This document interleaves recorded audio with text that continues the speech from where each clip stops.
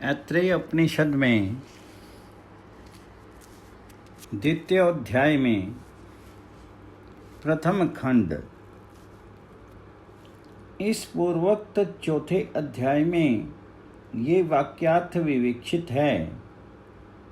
जगत की उत्पत्ति, स्थिति और प्रलय करने वाले असंसारी सर्वशक्तिमान सर्वज्ञ ने अपने से भिन्न किसी अन्य वस्तु को ग्रहण किए बिना ही इस संपूर्ण जगत की आकाश आदि क्रम से रचना कर अपने को स्वयं ही जानने के लिए संपूर्ण प्राण आदि युक्त शरीर में स्वयं ही प्रवेश किया और प्रवेश करके मैं ये ब्रह्म हूँ, इस प्रकार अपने यथार्थ स्वरूप का साक्षात बोध प्राप्त किया। अतः समस्त शरीर में एकमात्र वही आत्मा है, उससे भिन्न नहीं है। इसके सिवा संपूर्ण भूतों में जो सम आत्मा ब्रह्म है वे मैं हूँ, ऐसा जाने। निश्चय पहले एक आत्मा ही था तथा उसने ब्रह्म को आकाश के समान अतिशय व्याप्त जाना, ऐसा ही कहा है और ऐसा ही अन्य उपनिषदों में भी कहा है। पूर्व उस सर्वगत सर्वात्मा के लिए जो बाल का अग्रभाग भी अप्रविष्ट नहीं है, फिर वह चींटी के बिल प्रवेश के समान मूर्ध सीमा को विदीर्ण करके किस प्रकार मनुष्य शरीर में प्रविष्ट हुआ। सिद्धांति, तुम्हारा ये प्रश्न तो अल्प है। अभी तो उपयुक्त कथन में बहुत कुछ पूछने योग्य बातें हैं। उसने इंद्रियहीन होकर भी ईक्षण किया, किसी उपादान के बिना ही लोकों की रचना की, जल में से पुरुष निकाल करके उसे अव्यय योजना द्वारा पुष्ट किया, अभिज्ञान के द्वारा उसका मुख प्रकट हुआ और मुख आदि से अग्नि आदि लोकपाल प्रकट हुए, उसका क्षुधा पिपासा आदि से संयोग कराना, उसका आयतन के पीछे प्रार्थना करना, उसके लिए गौ आदि दिखलाना, उन देवताओं का अपने अपने अनुकूल आयतनों में प्रवेश करना, उत्पन्न हुए अन्न का भागना और उसे वाक आदि इंद्रियों द्वारा ग्रहण करने की इच्छा करना, ये सब बातें भी सीमा विदीर्ण करने और शरीर में प्रवेश करने के समान ही आश्चर्यजनक हैं। पूर्व, अच्छा तो इन सभी बातों को अनुपन्न अर्थात असंभव मान लो।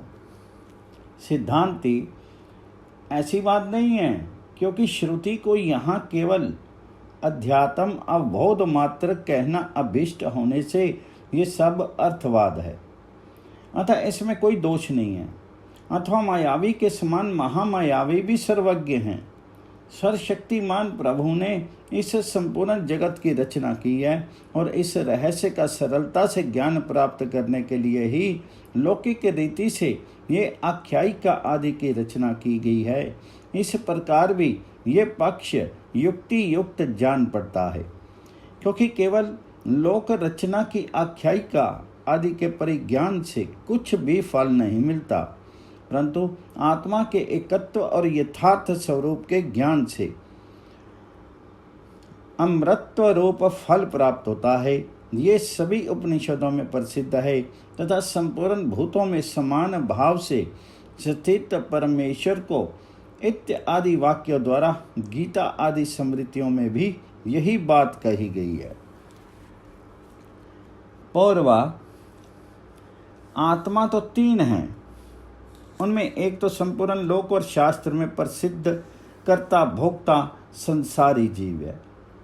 नगर और प्रसाद आदि के निर्माण के लिंग से जिस प्रकार तत्व संबंधी कौशल के ज्ञान वाले उनके रचयिता, तक्षा, कारीगर आदि का ज्ञान होता है, उसी प्रकार अनेक प्राणियों के कर्म फल के उपभोग योग्य अनेकों अधिष्ठानों वाले लोक और देह की रचना शास्त्र प्रदर्शित लिंग से दूसरे चेतन आत्मा जगत करता सर्वज्ञ ईश्वर का ज्ञान होता है, तथा तीसरा आत्मा जहाँ से वाणी लौट आती है एवं ये नहीं इत्यादि शास्त्र से प्रसिद्ध औपनिषद पुरुष है।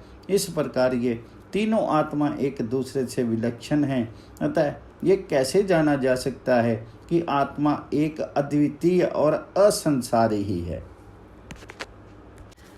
सिद्धांति, इन तीनों में पहले जीव का ही ज्ञान कैसे होता है? पूर्व, इस प्रकार ज्ञान होता है कि वह श्रवण करने वाला, मनन करने वाला, दृष्टा, आज्ञा करने वाला, शब्द उच्चारण करने वाला, विज्ञाता और प्रज्ञाता है।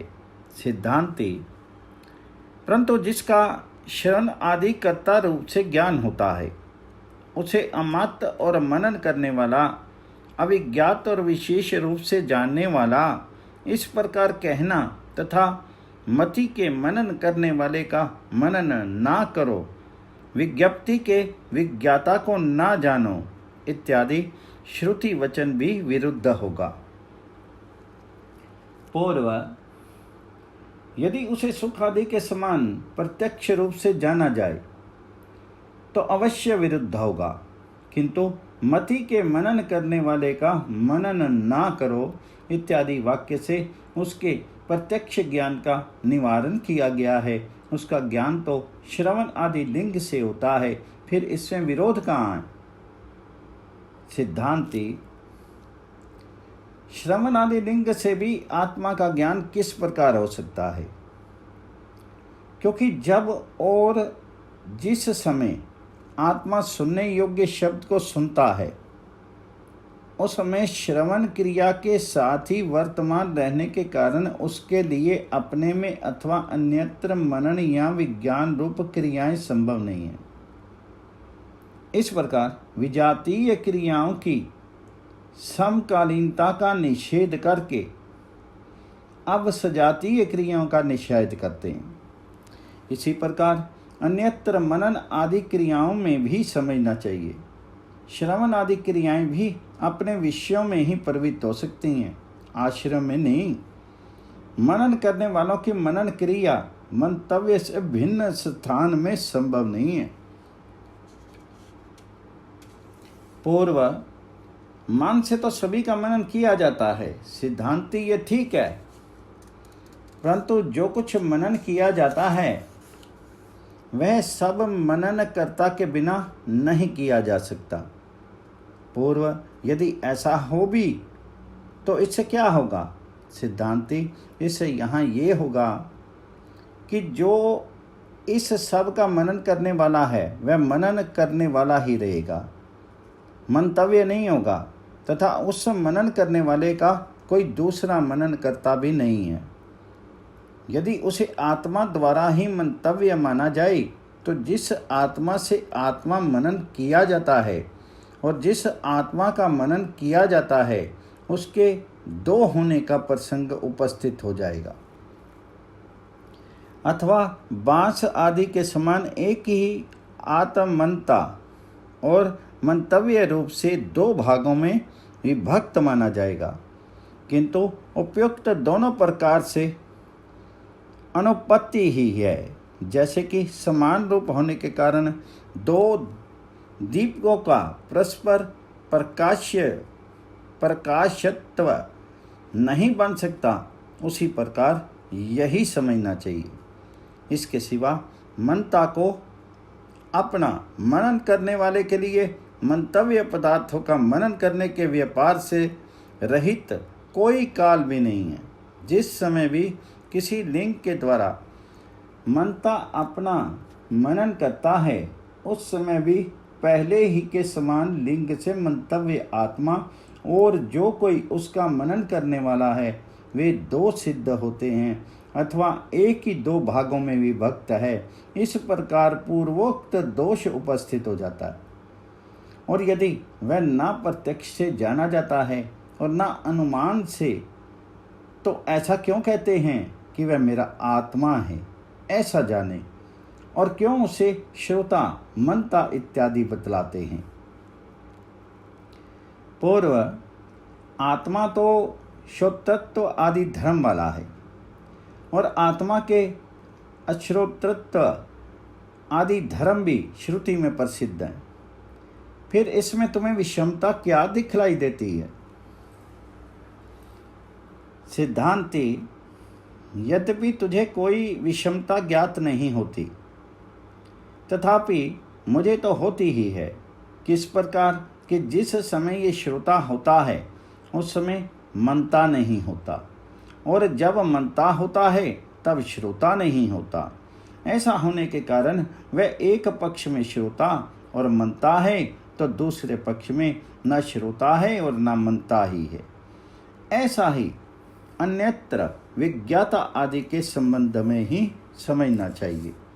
जबकि ऐसी बात है तब आत्मा श्रोतत्व आदि धर्म वाला है अथवा अश्रोतत्व आदि धर्म वाला। इस प्रकार संशय स्थान उपस्थित होने पर तुझे विषमता क्यों नहीं दिखाई देती? जिस समय देवदत्त चलता है उस समय वह चलने वाला ही होता है, ठहरने वाला नहीं होता, तथा जिस समय वह ठहरता है उस समय वह ठहरने वाला ही होता है, चलने वाला नहीं होता।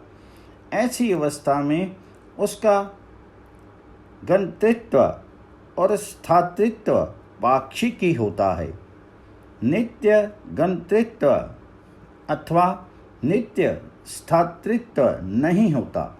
इसी प्रकार आत्मा का श्रोतत्व आदि भी पाक्षिक ही सिद्ध होगा, नित्य नहीं।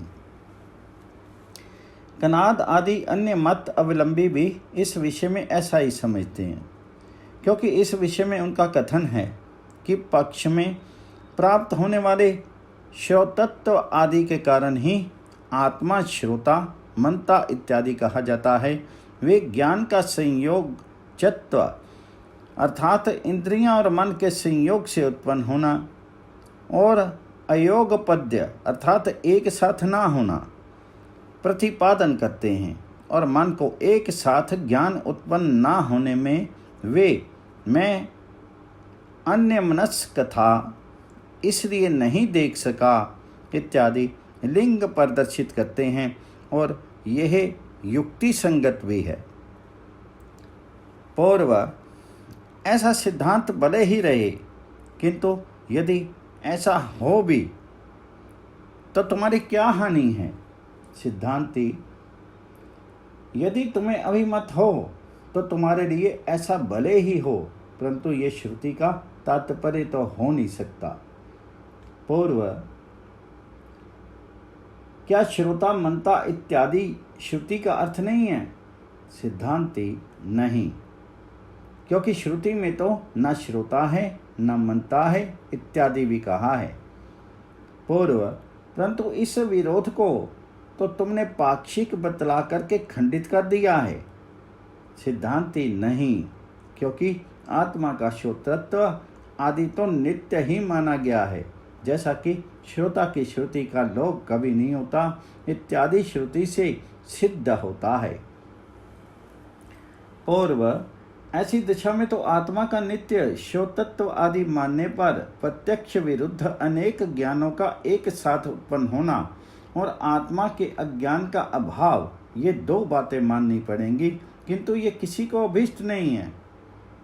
सिद्धांति, इन दोनों दोषों की सिद्धि नहीं हो सकती, क्योंकि श्रुति के कथन के अनुसार आत्मा श्रुति आदि के श्रोतत्व आदि धर्म वाला है। जिस प्रकार अग्नि का प्रज्वलित होना तृण आदि के संयोग से होने के कारण अनित्य है, उसी प्रकार संयोग वियोग धर्मी मूर्त एवं अनित्य चक्षु आदि के धर्म दृष्टि आदि अनित्य ही हैं, किंतु जो नित्य अमूर्त और संयोग वियोग धर्म से रहित है उस आत्मा का संयोग जनित दृष्टि आदि अनित्य धर्मों से युक्त होना संभव नहीं है। ऐसा ही दृष्टा की दृष्टि का लोप नहीं होता इत्यादि श्रुति भी हैं। इस प्रकार दो दृष्टि सिद्ध होती हैं। पहला है नेत्र की अनित्य दृष्टि और दूसरी है आत्मा की नित्य दृष्टि। इसी प्रकार दो श्रुति हैं, श्रोत्रा की अनित्य श्रुति और आत्मा की नित्य श्रुति, तथा इसी प्रकार बाह्य और अबाह्य रूप दो मति और दो विज्ञप्ति हैं। ऐसी अवस्था में ही दृष्टि का दृष्टा है, श्रुति का श्रोता है इत्यादि श्रुति सार्थक हो सकती है। लोक में भी तिमिर रोग की उत्पत्ति और विनाश से दृष्टि नष्ट हो गई, दृष्टि उत्पन्न हो गई। इस प्रकार नेत्र की दृष्टि का अनित्यत्व प्रसिद्ध ही है। इसी प्रकार श्रुति मति इत्यादि का अनित्यत्व माना गया है। और आत्मा की दृष्टि आदि का नित्यत्व तो लोक में प्रसिद्ध ही है। जिसके नेत्र निकाल लिए गए हैं वह पुरुष भी ऐसा कहता ही है कि आज स्वप्न में मैंने अपने भाई को देखा था, तथा जिसका बहरापन सबको ज्ञात है वह भी मैंने स्वप्न में मंत्र सुना इत्यादि कहता ही है। यदि आत्मा की नित्य दृष्टि नेत्र आदि के संयोग से ही उत्पन्न होने वाली हो तो वह उसका नाश होने पर नष्ट हो जाए। उस अवस्था में जिसके नेत्र निकाल लिए गए हैं वह पुरुष स्वप्न में नीला पीला आदि नहीं देख सकेगा और तब दृष्टा की दृष्टि का लोप नहीं होता इत्यादि श्रुति। और ये वह नेत्र हैं जिनके द्वारा पुरुष स्वप्न देखता है इत्यादि श्रुति भी निरर्थक हो जाएगी। आत्मा की नित्य दृष्टि बाह्य अनित्य दृष्टि को ग्रहण करने वाली है। बाह्य दृष्टि उत्पत्ति विनाश आदि अनित्य धर्मों वाली है। अतः लोगों को उसे ग्रहण करने वाली आत्म दृष्टि का उसी के समान भाषित होना और अनित्य होना आदि प्रतीत होता है। वह भ्रांति के कारण है ऐसा मानना ठीक ही है। जिस प्रकार भ्रमण आदि धर्म वाली अलाद चक्र आदि वस्तुओं से संबंधित दृष्टि भी भ्रमती सी जान पड़ती है, उसी प्रकार इसे समझना चाहिए। ऐसा ही ध्यायतीव लीलायतीव आदि श्रुति भी कहती है। अतः नित्य होने के कारण आत्म दृष्टि का योग पद्य अनेक दृष्टियों का एक साथ होना अथवा अयोग पद्य नहीं है। बाह्य अनित्य दृष्टि रूप उपाधि के कारण लोक को और तार्किक पुरुषों को वैदिक संप्रदाय से रहित होने के कारण ऐसी भ्रांति होना उचित ही है कि आत्मा की दृष्टि अनित्य है। जीव ईश्वर और परमात्मा के भेद की कल्पना भी इसी निमित्त से है। इसी प्रकार अस्ति है नास्ति नहीं है आदि जितने भी वाणी और मन के भेद हैं वे सब जहाँ एक हो जाते हैं उसे विषय करने वाली नित्य निर्विशेष दृष्टि के संपूर्ण वाक प्रतीतियों के अविशेष स्वरूप में जो है नहीं है, एक अनेक सगुण निर्गुण जानता है नहीं जानता, सक्रिय निष्क्रिय सफल निष्फल सबीज निर्बीज सुख दुख मध्य अमध्य अशून्य शून्य अथवा पर अहम एवं अन्य की कल्पना करना चाहता है, वह निश्चय ही आकाश को भी चमड़े के समान लपेटना चाहता है और अपने पैरों से उस पर सीढ़ियों के समान आरूढ़ होने के उद्यत है। वह मानो जल और आकाश में मछली तथा पक्षियों के चरण चिन्ह देखने को उत्सुक है। जैसा कि नेति नेति यतो वाचो निर्वितन्ते इत्यादि श्रुतियों और को अध्वावेद इत्यादि मंत्र वर्ण से सिद्ध होता है। पर वह तब फिर उसे वह मेरा आत्मा है इस प्रकार कैसे जाना जाता है? बतलाओ, उसे मैं किस प्रकार से वह मेरा आत्मा है इस प्रकार जानूंगा? सिद्धांती इस विषय में एक आख्यायिका कहते हैं। किसी मूढ़ मनुष्य से किसी ने उससे कोई अपराध बन जाने पर कहा, तुझे धिक्कार है, तो मनुष्य नहीं है, उसने मूर्तावश अपना मनुष्य तत्व निश्चित कराने के लिए किसी के पास जाकर के कहा, आप बताइए मैं कौन हूँ। मैं उसकी मूर्खता समझ करके उससे बोला, धीरे धीरे बतलाऊंगा। और फिर स्थावर आदि में उसके आत्म तत्व का निषेध बतला करके तू अमनुष्य नहीं है ऐसा कह करके चुप हो गया। तब उस मूर्ख ने उससे कहा, आप मुझे समझाने के लिए प्रवृत्त होकर के आप चुप हो गए, समझाते क्यों नहीं हैं? उसी के समान आपके ये वचन हैं, जो पुरुष तू अमनुष्य नहीं है ऐसा कहने पर अपना मनुष्यत्व नहीं समझता, वह तो मनुष्य है ऐसा कहने पर भी अपना मनुष्यत्व कैसे समझ सकेगा। अतः जैसे शास्त्र का उपदेश है उसके अनुसार ही आत्म साक्षात्कार की विधि है, उसे भी भिन्न नहीं। अग्नि से दग्ध होने वाले तृण आदि किसी अन्य वस्तु से नहीं जलाए जा सकते।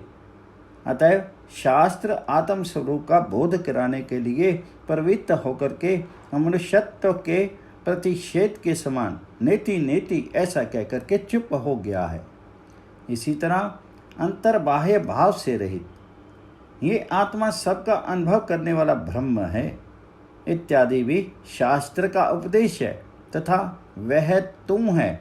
जहाँ इसके लिए सब कुछ आत्मा ही हो जाता है, वहाँ किससे किसे देखे इत्यादि ऐसे ही और भी वाक्य यही बतलाते हैं।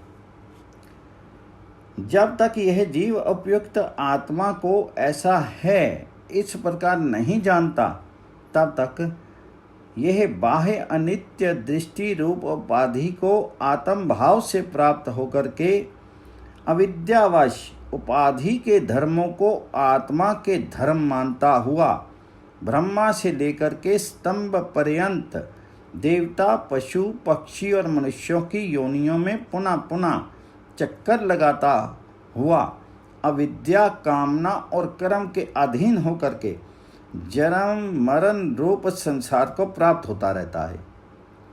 वह इस प्रकार संसार को प्राप्त होता हुआ प्राप्त हुए देह और इंद्रियों के संघात को त्याग देता है और एक को त्याग करके दूसरे को ग्रहण कर लेता है। वह इसी प्रकार नदी के स्तोत्र के समान जन्म मरण की परंपरा का विच्छेद ना होते हुए किन अवस्था में रहता है, इस बात को मनुष्यों के मन में वैराग्य उत्पन्न कराने के लिए दिखलाती हुई श्रुति कहती है। सबसे पहले ये पुरुष शरीर में ही गर्भ रूप से रहता है। ये जो प्रसिद्ध रेतस वीर्य है वह पुरुष के संपूर्ण अंगों से उत्पन्न हुआ तेज उसका सार है। पुरुष इस आत्मभूत तेज को अपने शीर में ही पोषण करता है। फिर जिसमें वह से स्त्री में सींचता है तब इसे गर्भ रूप से उत्पन्न करता है। ये इसका पहला जन्म है। अविद्या, काम, कर्म जनित अभिमान वाला ये जीव ही यज्ञ आदि कर्म करके इस लोक से धूम आदि कर्म से चंद्रलोक को प्राप्त होकर के कर्मों के क्षीण होने पर वृष्टि आदि क्रम से इस लोक को प्राप्त होने पर अन्न रूप से पुरुष रूप अग्नि में हवन किया जाता है। उस पुरुष में ये संसारी जीव रस आदि क्रम से सबसे पहले शुक्र रूप से गर्भ होता है। इसी बात को ये जो पुरुष में रेतस है तद्रुप से गर्भ होता है इस वाक्य से कहा है।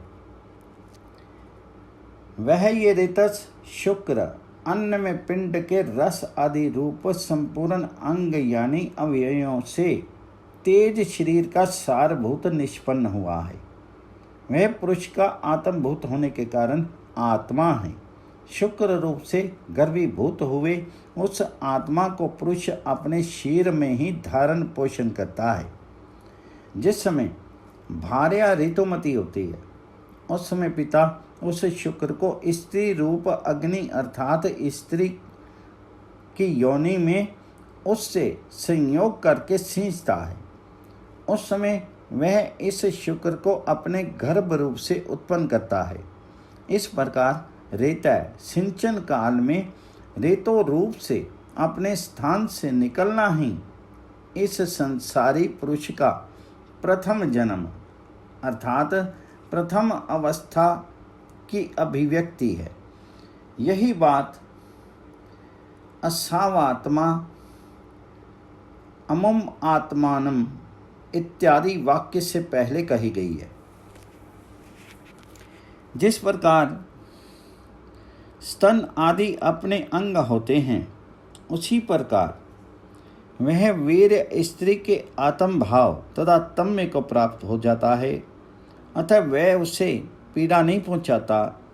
अपने उदर में गए हुए उस पति के इस आत्मा का वह पोषण करती है। वह वीर जिस स्त्री में सींचा जाता है, उस स्त्री के आत्म भाव अर्थात पिता के शीर के समान उसके शीर से अभिन्नता को प्राप्त हो जाता है। जिस प्रकार अपने अंग स्तन आदि देह से पृथक नहीं होते, उसी प्रकार ये भी हो जाता है।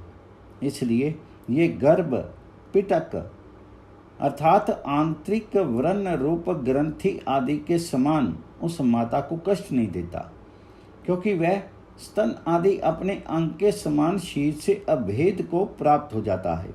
इसलिए वह किसी प्रकार का कष्ट यानी बाधा नहीं पहुंचाता। ये इसका तात्पर्य है। वह गर्भिणी इस अपने पति के आत्मा को यहाँ अपने उदर में प्रविष्ट हुआ जान करके गर्भ के विरोधी भोजन आदि को त्याग करके अनुकूल भोजन आदि का उपयोग करती हुई उसका पालन करती है। वह गर्भभूत पति के आत्मा का पालन करने वाली गर्भिणी स्त्री अपने पति द्वारा पालनीय होती है। गर्भिणी स्त्री उस गर्भ का पोषण करती है तथा वह पिता गर्भ रूप से उत्पन्न हुए उस कुमार को प्रसव के अनंतर पहले जात कर्म आदि संस्कारों से ही संस्कृत करता है।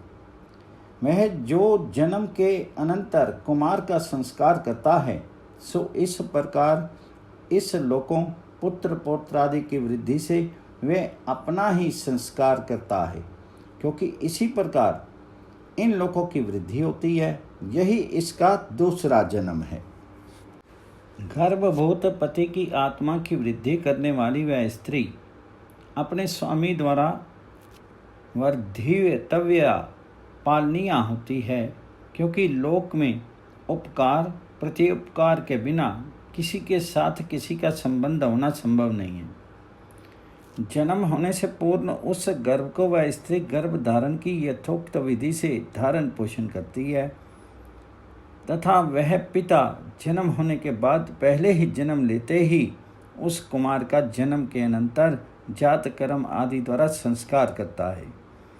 वह पिता जो जन्म के अनंतर उस संध्योजात कुमार का जात कर्म आदि से संस्कार करता है, सो मानो अपना ही संस्कार करता है, क्योंकि पिता का आत्मा ही पुत्र रूप से उत्पन्न होता है। यही बात पति जायाम प्रविश्यति इत्यादि वाक्यों में कही है। पिता अपने को पुत्र रूप से उत्पन्न करके क्यों संस्कार करता है, इस पर कहते हैं इन लोकों के विस्तार अर्थात अविच्छेद के लिए। यदि कोई पुत्र उत्पादन आदि ना करे तो ये लोक विच्छिन्न हो जाएं। इस प्रकार क्योंकि पुत्र उत्पादन आदि कर्मों का विच्छेदन ना होने के कारण ही ये लोक वृद्धि को प्राप्त होकर के प्रवाह रूप से वर्तमान रहते हैं। इसलिए उनके अविच्छेद के लिए उस पुत्र उत्पादन आदि को करना चाहिए, मोक्ष के लिए नहीं। यह इसका अभिप्राय है। इस प्रकार कुमार रूप से जो माता के उदर से बाहर निकलना है, वही इस संसार जीव का ऋतो रूप जन्म की अपेक्षा दूसरा जन्म यानी इसकी द्वितीय अवस्था की अभिव्यक्ति है। इस पिता का ये पुत्र रूप आत्मा पुण्य कर्मों के अनुष्ठान के लिए घर में पिता के स्थान पर प्रतिनिधि रूप से स्थापित किया जाता है, तदनंतर इसका यह अन्य पितृ रूप आत्मा वृद्धावस्था में पहुँच करके कृतकृत्य होकर के यहाँ से कूच कर जाता है। यहाँ से कूच करने के अनंतर ही वह कर्मफल भोग के लिए पुनः जन्म लेता है। यही इसका तीसरा जन्म है। इस पिता का वह यह पुत्र रूप आत्मा पुण्य यानी शास्त्रोक्त कर्मों के निमित्त अर्थात कार्य संपादन के लिए पिता के स्थान पर प्रतिनिधि स्थापित किया जाता है। अर्थात पिता को जो कुछ करना चाहिए उसे करने के लिए वह प्रतिनिधि होता है। यही बात बृहदारण्यकोपनिषद में संप्रति विद्या के प्रकरण में पिता से शिक्षा पा करके पुत्र कहता है, मैं ब्रह्म हूँ, मैं यज्ञ हूँ इत्यादि। तदनंतर पुत्र पर अपना भार छोड़ करके इस पुत्र का यह पिता रूप दूसरा आत्मा कृतकृत्य यानी कर्तव्य रूप ऋण त्रय से मुक्त होकर के अर्थात अपना कर्तव्य संपादन करके वियोगत होकर के अवस्था समाप्त हो जाने पर अर्थात वृद्ध होने पर प्रेत मृत्यु को प्राप्त हो जाता है। वे यहाँ से जाते समय अर्थात शरीर को त्यागता हुआ ही तिनके की जोंक आदि के समान कर्म उपलब्ध अन्य देह को प्राप्त करके पुनः उत्पन्न होता है। वह जो इसे मरने पर प्राप्त हुआ करता है, इसका तीसरा जन्म है। शंका, संसारी जीव का पिता से वीर रूप से पहला जन्म बतलाया, उसी का कुमार रूप से माता से दूसरा जन्म कहा। अब उसी का तीसरा जन्म बतलाते समय उनके मृत पिता का जो जन्म होता है वही इसका तीसरा जन्म है। ऐसा क्यों कहा गया? समाधान, पिता और पुत्र की एकात्मता बतलाने इष्ट होने के कारण ऐसा कहने में कोई दोष नहीं है। वह पुत्र भी अपने पिता के समान अपने पुत्र पर भार छोड़ करके यहाँ से कूच करने पर फिर उत्पन्न होता ही है।